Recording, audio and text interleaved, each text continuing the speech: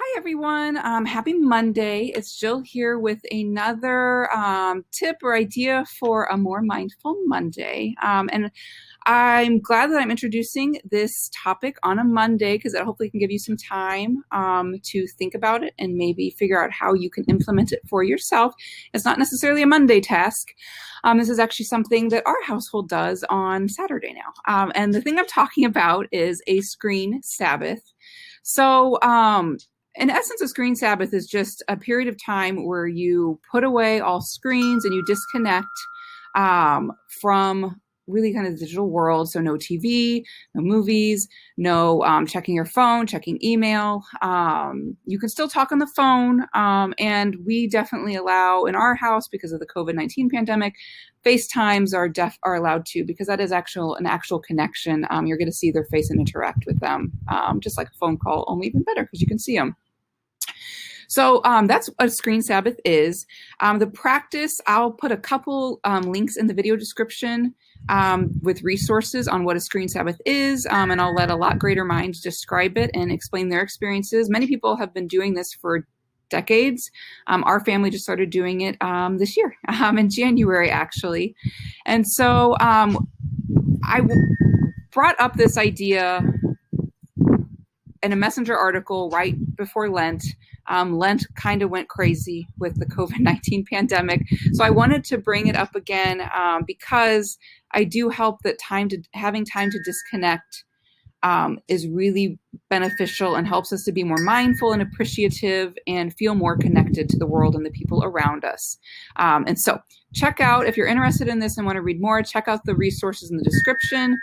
In the meantime, I just want to talk a little bit about what a screen Sabbath looks like in our household. There's no right way to do it. I don't think that we necessarily do it the right way, but we've kind of started to figure out a way that works for us. And I will say it's adapted from when we started and how we're interacting with the pandemic. We've changed it since COVID-19 kind of entered our world. Our Sabbath practice, screen Sabbath practice, has changed because the world has changed for us. So what our family does now is we actually take a little mini Sabbath every day, typically from 3 to 5. We shoot for about 2 hours. Sometimes it's a little less, sometimes it's a little more.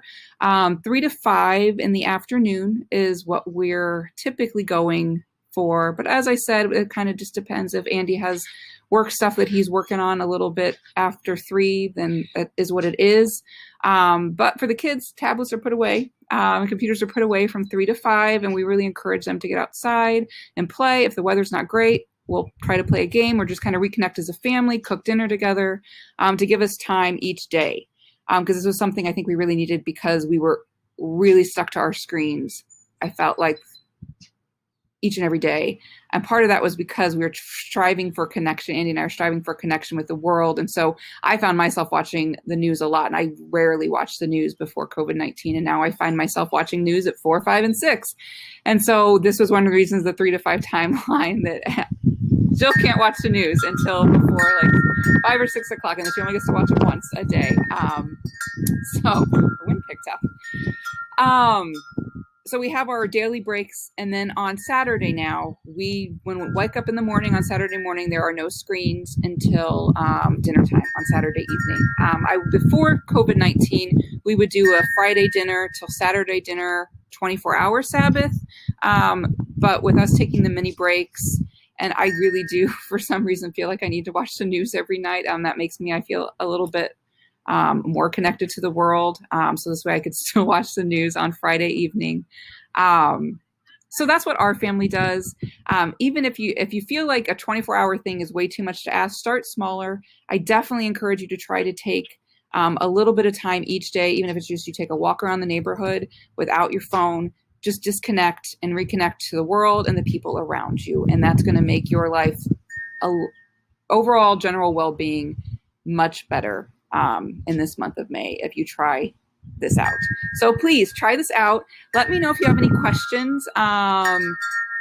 Enjoy the time with your family and nature around you, and just the time that you have to think away from all the craziness of the world.